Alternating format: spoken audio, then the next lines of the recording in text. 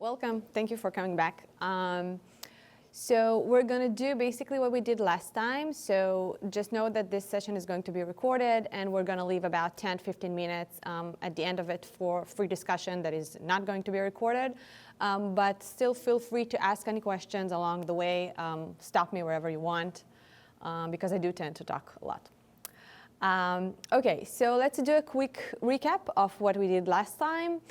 We talked a little bit about different definitions of polarization. We talked about polarization from social perspectives, from individual perspectives, from economic perspectives, from trust issues in institutions perspectives. And we talked about how polarization can manifest both across as the individual phenomenon or characteristic, and also as a collective phenomenon, as divisions between groups. And we talked about how social identity affect our feelings of identification with a group, and it can definitely manifest in how extreme or how polarized we feel from people in different groups, and also towards groups in general. We talked about the in-group, out-group categorization as a major categorization that basically creates the boundaries that are, to some extent, the roots of being polarized. And we talked about how national identity plays a significant role in creating these divisions, and how national identity as part of social identity affects polarization. We end up with a little discussion about how group emotions can regulate polarization and polarized attitudes, and how we can basically think of group emotions also as residing on this individual collective continuum, both affecting individuals and groups in terms of how polarized they are. So what we're going to do today, we're going to talk a little bit about how social media, misinformation, and a little bit about how artificial intelligence affects polarization. Then we're going to turn to talk a little bit about the challenges to overcoming polarization. We'll name the major few, and we'll specifically talk about the measurement problem in measuring polarization. And we'll end up the discussion by suggesting possible solutions, and maybe even not trying to solve polarization at all. So let's start with social media. So we know that there is definitely growth in the usage of social media. We see here this lovely histogram from exactly 1 year ago that shows the usage of social media through time from 2000 until 2024. And we see that there is definitely an increasing levels in the usage of social media. This is worldwide information. It is currently true for any kind of country and nation that we can think of. We do know that the average American tends to spend about 2 hours on social media, and for young Americans, those between the ages of 13 and 28, usually spend twice as much, so as much as 4.5 hours a day on social media. So social media platform in general tends to amplify the speed and reach of information, right? So everything is right here in the palm of our hand, and we can access any information anytime, even during our doctor appointments, or while we wait in line in the supermarket, or even during boring classes. So we get all the information we want immediately, right now, right here and right now. So social media create environments that, on the one hand, it can enhance community in terms of community building, but it can also enhance division between groups. So the point here is that not everything is bad in social media, and this is definitely not where I'm going. But we do need to acknowledge the fact that social media can and does create some sort of social divisions, and those divisions can intensify polarization both on the individual level and on the collective level. So on the individual level, social media tends to have several major effects on individuals. So for example, we know that algorithms prioritize content that elicits strong emotional reactions. So as we scroll the feed and we come across some sort of a post that makes us feel angry or sad, we spend more time on it, and the algorithms can detect that, and then it shows us more and more posts that are similar to that. So our emotional reactions get intensified, even though those posts might not necessarily be real. So we develop true emotions or real emotions as a result of posts or information that is not necessarily something that actually happened in the real world. We know that users are exposed through social media to confirmation biases. Confirmation biases is basically the tendency to interpret new information or new evidence as a confirmation of my own existing beliefs. So this type of confirmation bias basically reinforces pre-existing beliefs, and by getting exposed only to the beliefs that we know of and that we think of and that we grew up thinking about, this tends to create some sort of an idea that everyone shares the same beliefs and we don't have any diversity in the beliefs that exist out there. So these processes tend to reduce exposure to diverse viewpoints, which leads to basically an echo chamber. The echo chamber analogy is basically when you're standing in a room, only hearing your own voice echoing in the whole space. And the idea here is that the more time you spend on social media, it tends to reinforce this kind of echo chambers of your own beliefs and your own ideas kind of echoing to you from different people in different groups, but this is what social media basically chooses to show you. Now, the idea of social media as amplifying echo chambers and as echo chambers as reinforcing political divides and polarization has been discussed a lot. One book that discusses it beautifully is the book of Cass Sunstein. He's a professor at Harvard, and he wrote Nudge, if you ever heard of it. So in #Republic, he talks a lot about how echo chambers basically reinforce extreme attitudes, which reinforces polarization. And this is a very suggested read if you're into this kind of ideas. Now, on the collective level, we do know that social media tends to facilitate a formation of highly cohesive and homogeneous groups. So instead of being exposed to people, diverse people and diverse groups in society as they actually are, as we are exposed to them on everyday interactions, social media tends to create those kind of like very cohesive and closed groups. Each of them has their own characteristics and has their own category of who belongs there and who does not. And as a result, those algorithms promote kind of like divisive content, which creates a tribal atmosphere in online spaces. So you're either part of the tribe or you're not part of the tribe. And it is really hard to get into the tribe, but once you're in there, you're expected to share the tribal kind of like beliefs and attitudes. So it's very, very distinguished whether you're part of tribe A or tribe B. And this is partially what happens in social media. Now, another effect on the collective level is that we get more and more exposed to group activities or the coordination of protests or rallies, for example. And as we get exposed to those, we either develop kind of like hateful attitudes towards those rallies because they're against what our group believes in, or we acknowledge the fact that there are rallies in these groups that we are not part of, and now we kind of have to create and coordinate our own group rallies. So this in itself creates this some sort of a distinguished border between who are we and our rallies and our protests against who are they and their rallies and their protests. So this kind of like division, it tends to intensify intergroup polarization, which is basically the division between groups. Now, a huge part of what happens on social media has a lot to do with the types of information that flow there. Now, one of the major problems of social media is people getting exposed to what is called misinformation. So misinformation is basically false or inaccurate information that is spread across different types of media, regardless of an intent to deceive. Now, this is unlike disinformation, which is basically the spread of information with an intent to deceive. Misinformation can be spread by people you know and trust and love, sometimes even by institutions or newspapers that you know that are part of this circle of trust that you kind of like think that, okay, wow, I know that if the Washington Post posted that, well, I trust them, they have to know better. But sometimes misinformation in its current forms tends to even crawl under those deep, very trusted venues, and it specifically shows when we encounter people that we trust sharing information that is not necessarily true. So for example, my mom comes to me with like those bizarre ideas, and when I ask her, okay, where did you get this idea from? She said, oh, my friend posted that on Facebook, and I trust her. If my friend did that, oh, so it's probably true. So this is not entirely correct, and this is not the fault of anyone. So there are different forms of misinformation that can basically, people can fall for. So one of them is incorrect facts or data. For example, falsified data about voting results or voting motivations.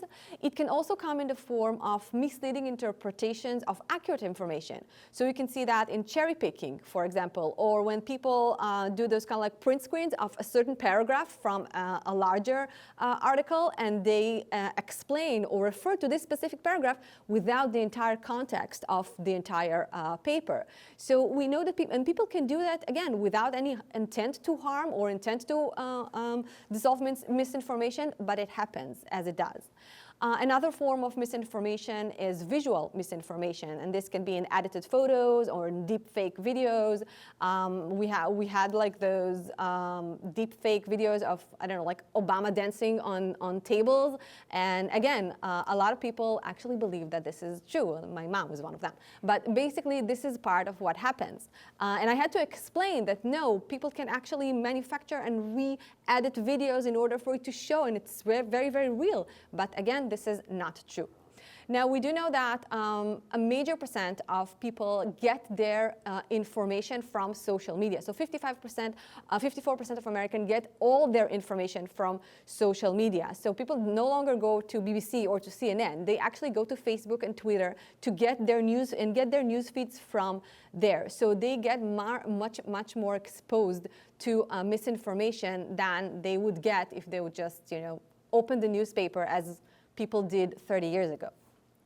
Now, the idea that misinformation and social media feed each other in some sort of a feedback loops that reinforce polarization is an idea that has been explored for quite a while now. And we know that there are basically those feedback loops between these two elements. And those feedback loops operate and affect polarization, again, on two levels. So we can think of the feedback loops between social media and misinformation at the individual level in terms of, for example, exposure to polarized misinformation can increase individuals' distrust in certain groups or institutions. And we know that misinformation also reinforces those echo chambers that we talked about, since they show users more and more content that confirms their existing beliefs and makes them think that there are basically no other beliefs, or that if we encounter someone that believes something that is completely different from what we believe, okay, this person is probably wrong, since all we have ever been exposed to are certain types of beliefs. Now, at the collective level, we know that polarized misinformation tends to spread across these homogeneous groups that, again, are created by social media. And by the fact that these specific types of misinformation spread within those groups, it tends to amplify group polarization. Now, by increasing group polarization, it also increases the collective hostility towards people from other groups. So we see that these kind of feedback loops operate on both levels. Now, we can think of this sort of feedback loop using like this nice diagram. So on the one hand, we can think of social media algorithms as amplifying the spread of misinformation. Now, as misinformation spreads, it tends to reinforce individual biases about their own existing beliefs and about who are the trustworthy groups in society, which tends to, in turn, increase group polarization, because as we increase individuals' biases, we increase their hateful attitudes towards others. Now, as the group polarization increases, this creates hateful attitudes within those groups, which eventually comes across on their behavior in social media. Now, the more posts or hateful posts or disgust posts that we have on social media that are exaggerating and extremizing views, the more social media algorithms tends to repost and reshare those posts, which again in turn creates misinformation spread, and we actually see how this circle kind of feeds itself. So this is an example of how social media and feedback loops tends to reinforce each other. So we talked a lot about algorithms, right, as part of artificial intelligence in general, and how algorithms reinforce polarization.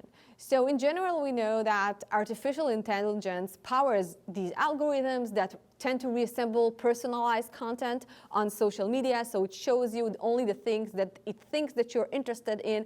And sometimes it even knows what you're interested in before you know that you're interested in, just because it is really, really smart in attempts to try to connect all the things that you ever searched for in Google and clicked on Facebook, and even spent a millisecond additional amount on while reading certain posts, and you suddenly find more and more posts like that appearing on your feed.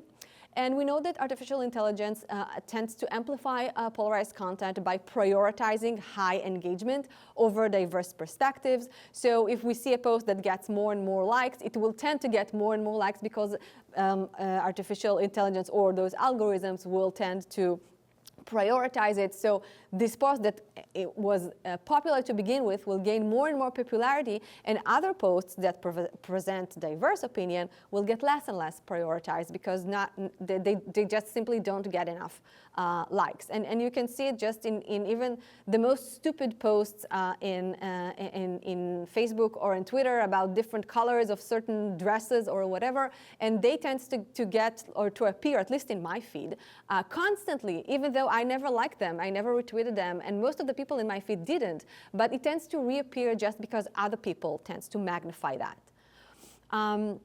So this AI does magical things about affecting our own feelings and opinions and exposure to social media.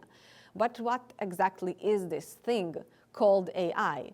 Well, similar to this confused robot here, luckily this is not an activity about AI. So I'm not going to say anything about AI because basically I don't know a lot about AI, and I think that AI is one of the most popular and unexplored topics, in the sense that we don't really understand what is exactly so artificial in this intelligence and also what is so intelligent in this intelligence. So maybe I'll do this on the next IAP.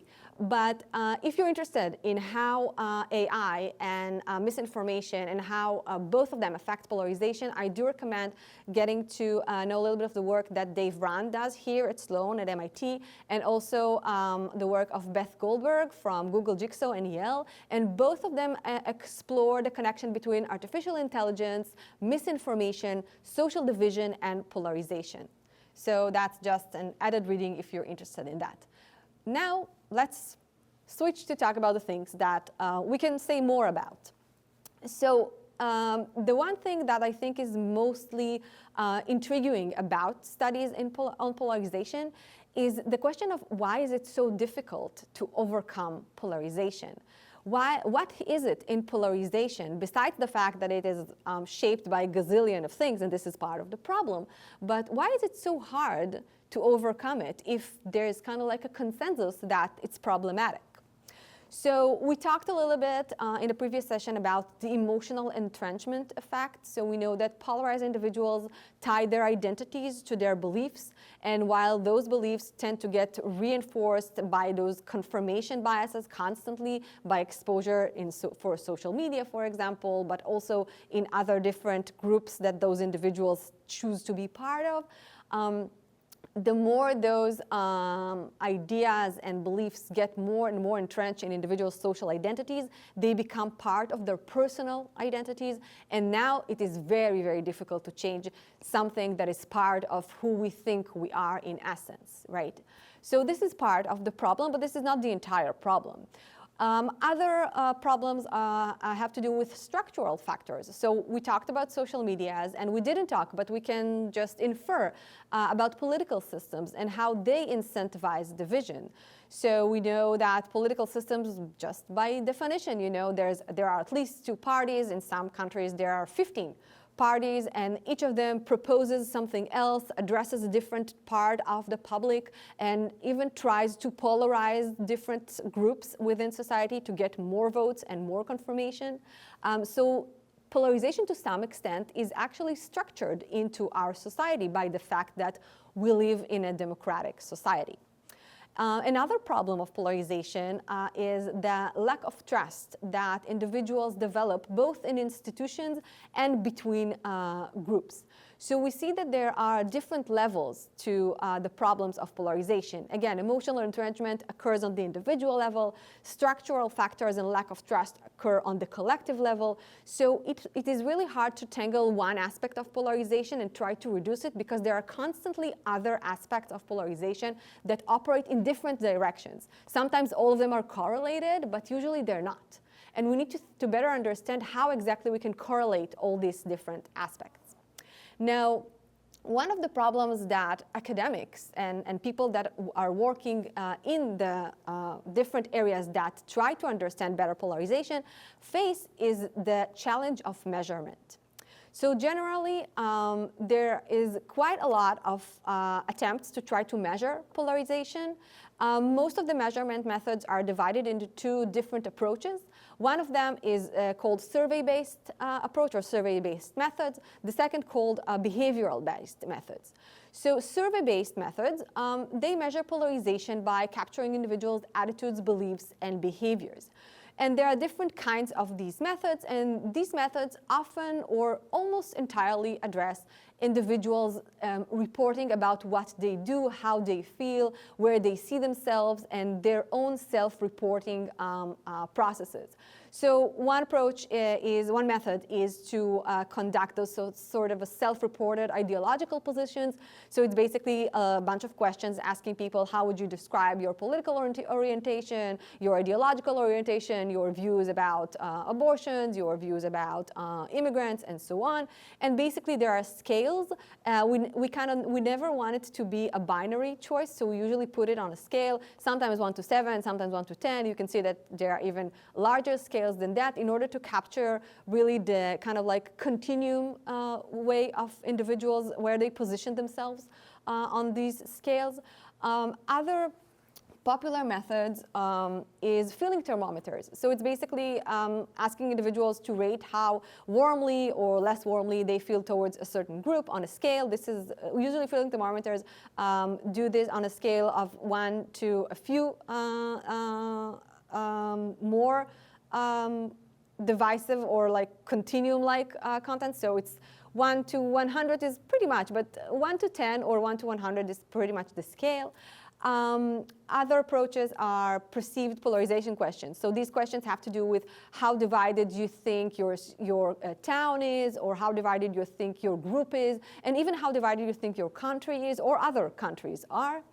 And other approaches, which we talked a little bit about in the previous section, try to measure social distance questions. These questions have to do with to what extent would you like or prefer to live next to people that are similar to you, or how would you accept living, or how would you prefer living next to immigrants, and other questions that measure social distance from a different perspective would be, how would you feel if your child marries someone from a different group than yours?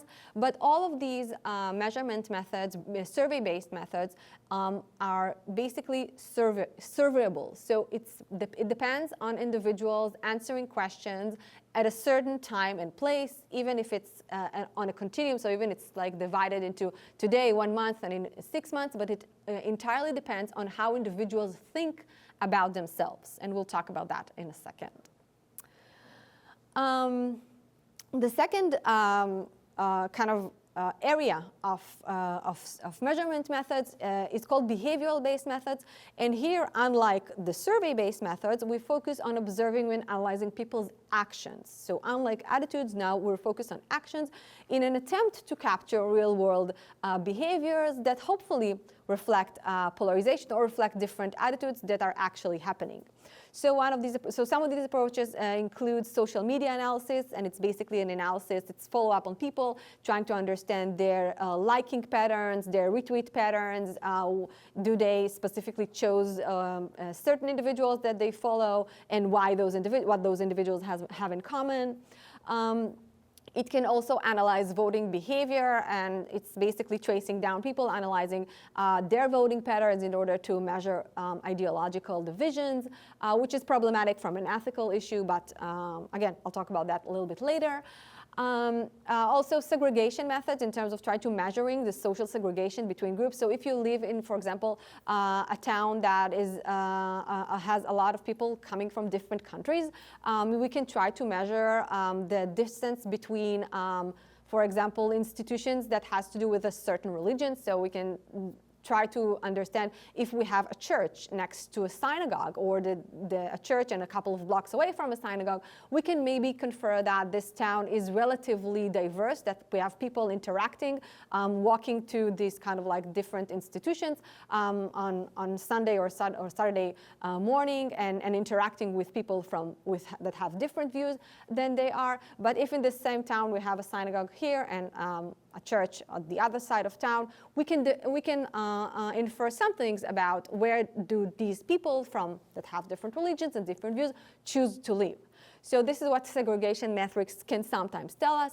And economic transactions usually refer to individuals' economic patterns. So if you tend to favor a certain company, or if people actually chose to restrain themselves from a certain company that has a certain idealistic views or something like that. So this is, again, an attempt to try to understand what people actually do and not what they think they might do. There's a difference between them. So a little bit about the limitations of both approaches. So as I mentioned, survey-based approaches are usually subject to response bias. So when this kind of email or phone call comes from and you agree to answer a survey, it really depends. Your answers really depend on your mood at the time, your state of mind, whether you just got pushed out of the subway by these people from group X, which you hate, or whether you just been in this very nice conversation with different people, you got exposed to different views, but it had like good food, and you're pretty much at ease with the fact that you can exchange opinions with other people. And this is really tremendously affecting people's answers in those questionnaires. So social desirability and question framing are also something that has to do, so it really depends on how you frame the question, but it also depends on how desirable are my answers towards my own group. So sometimes people tend to answer questions, even if they're completely alone, in a way that their group will endorse.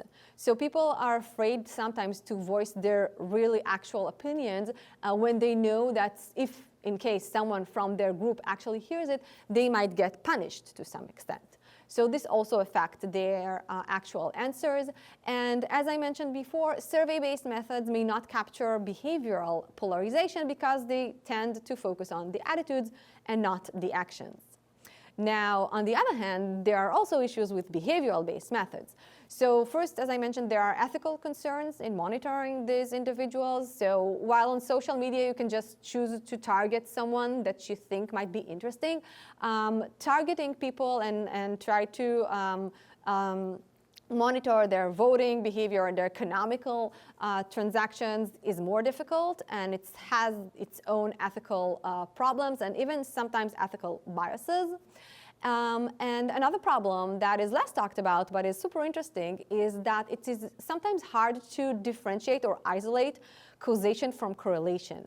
So sometimes we can spot these two behaviors that occurs by the same individuals, and they happened at the same time or one after another. And we might think that there is a causational relation between them, but it might just be a correlation. So it's not necessarily that the same person that constantly avoid buying in Target, but at the same time constantly buys his coffee at Starbucks.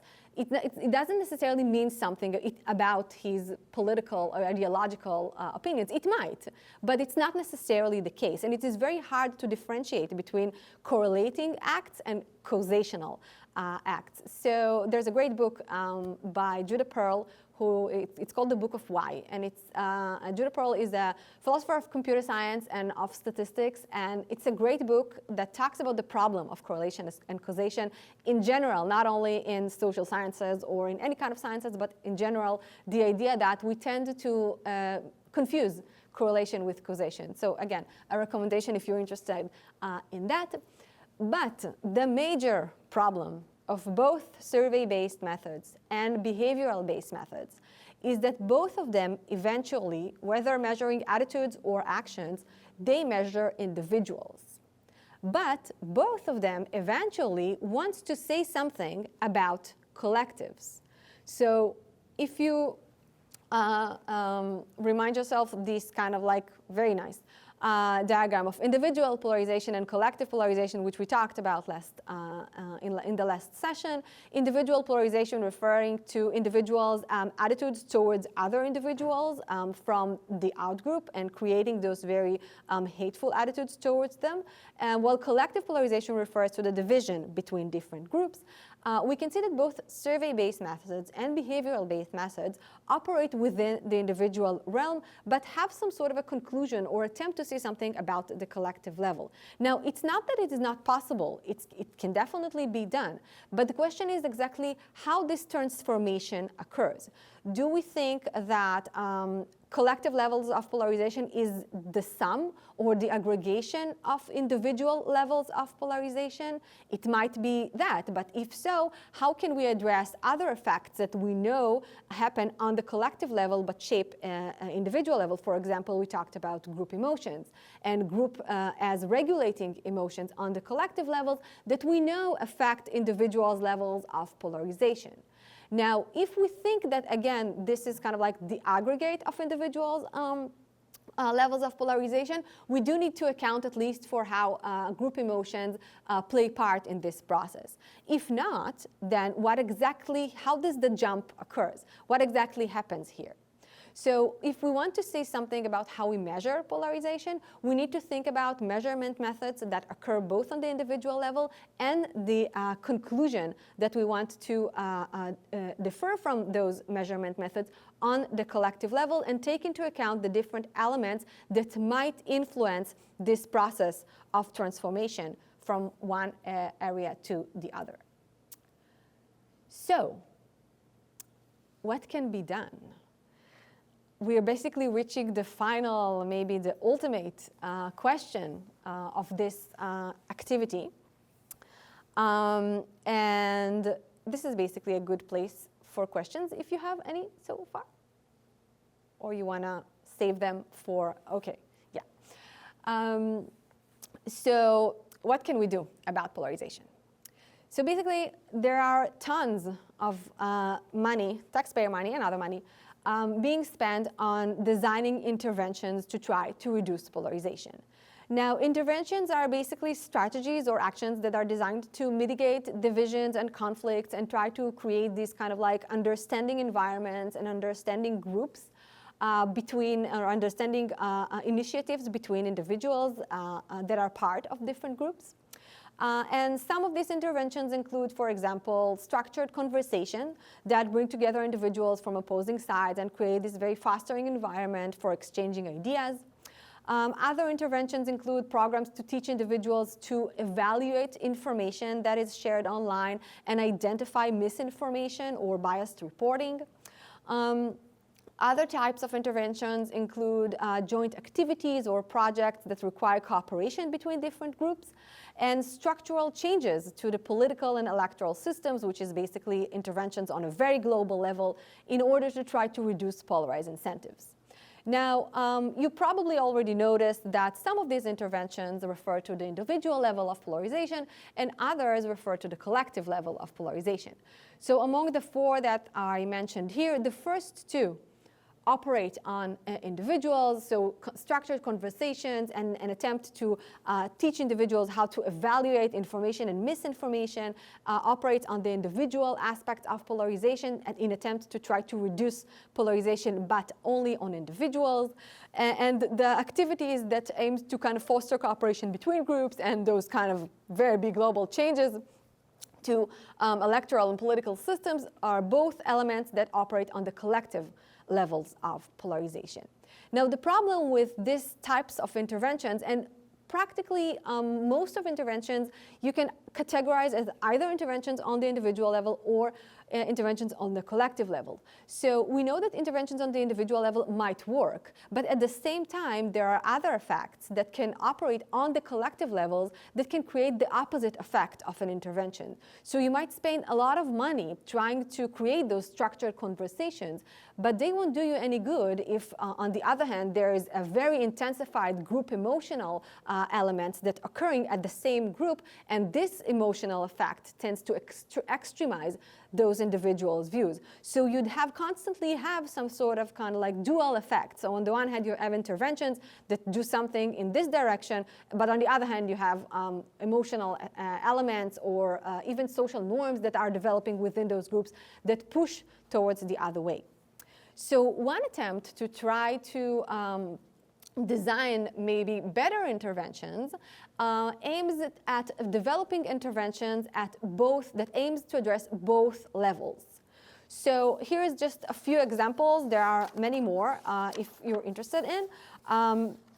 And these examples have to do with how you can target basically emotions on both levels, and how you can also target activities, certain activities on both levels. So for example, fear of democratic collapse at the individual level, it tends to target individuals' emotions. It highlights the common values of individuals within their specific groups and their shared interests against others. However, on the collective level of polarization, this sort of creating this sort of fear of democratic collapse could foster a sense of shared fate and perhaps collective responsibility of those groups. So once groups recognize that there is some sort of a common collective threat of collapse, and this threat is common to all different groups within a certain society, it can catalyze to some extent collaborations across these different groups and maybe force them to try to create this more cooperative initiatives in order to share and face a common enemy. So this is basically a very common type of intervention. So we can feel very divided, but once we face a common enemy, we suddenly give away all our divisions and come together to face this enemy. These things usually happens in conflicts or at wars, where we see different democratic parties kind of like align to stand together as against a threat from the outside.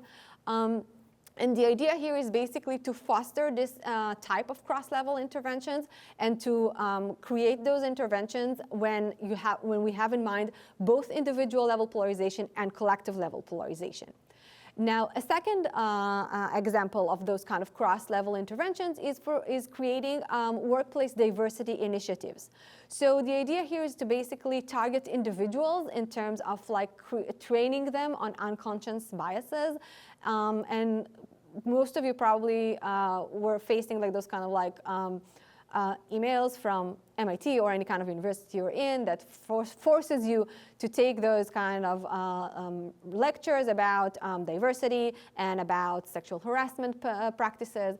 And sometimes we kind of tend to see it as kind of, okay, there's nothing new here, why do we need to do that? But actually this training can sometimes even make these biases that some people don't know they have, but now they are more aware of them. And just by making those biases rise onto the surface, this actually might have an impact on these individuals' treatment and how they perceive and the entire world of either diversified individuals from them. So on the one hand, there is this kind of training that occurs to an individual level, and on the other hand, these initiatives can shape organizational culture in terms of even changing online discourse norms.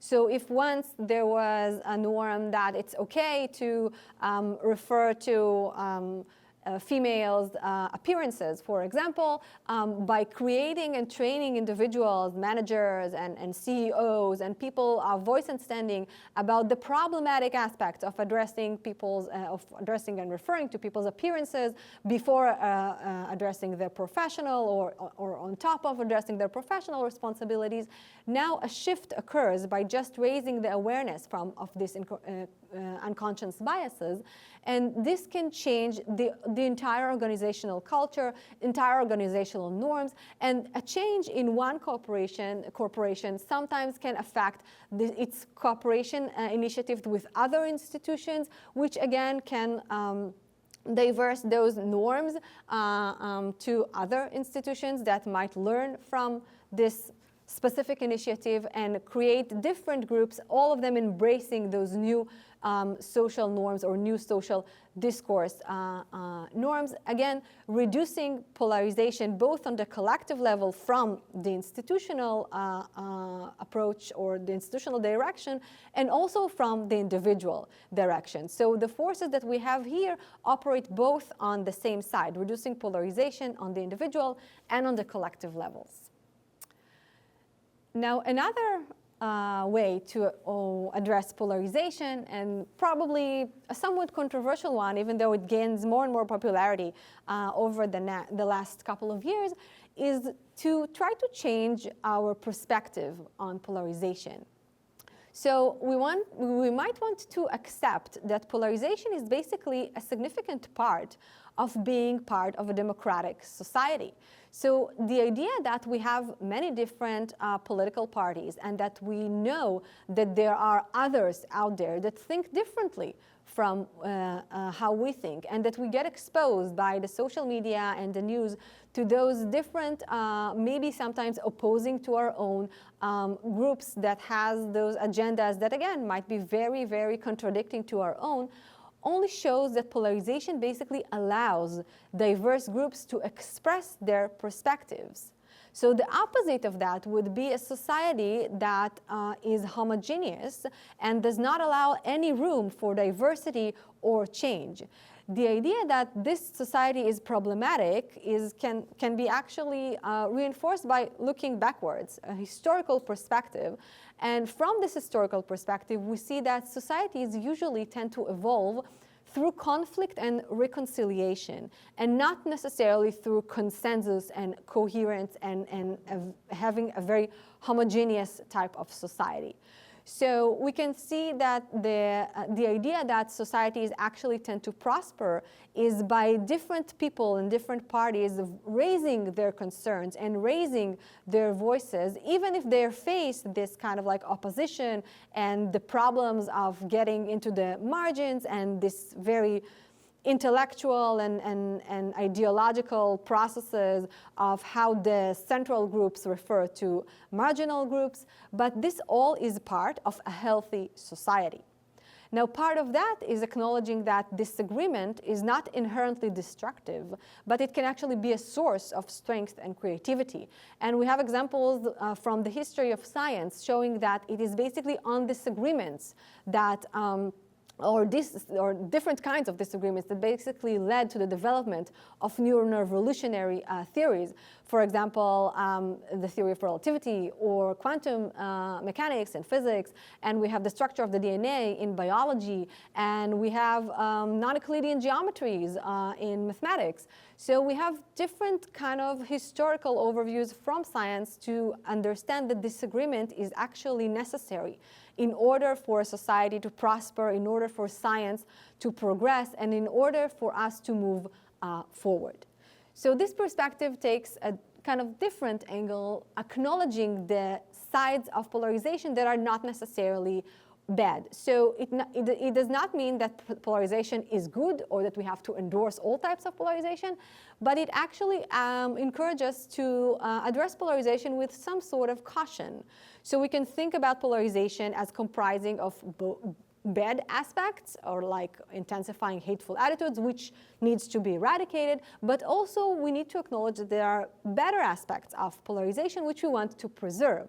And we need to carefully think in terms of public policymakers and how we can actually move forward as a society, how we can incorporate the good sides of polarization and reduce the bad sides of polarization. So you're probably going to leave here with even more questions that you came in with, and that's okay. That's okay because you got to, or at least I hope that you got to think a little bit more carefully and conceptually about what is polarization. And polarization, like AI that I tried to mention earlier, is basically a phenomenon that the more we get to know, it raises more and more questions. And this is probably why polarization is one of the most popular topics that we talk about today, and probably one of the most problematic to overcome phenomenon that we are aware of today. So hopefully you got at least somewhat of a different perspective on what polarization is and why is it important to understand what it is that we talk about. That's it for me. Thank you.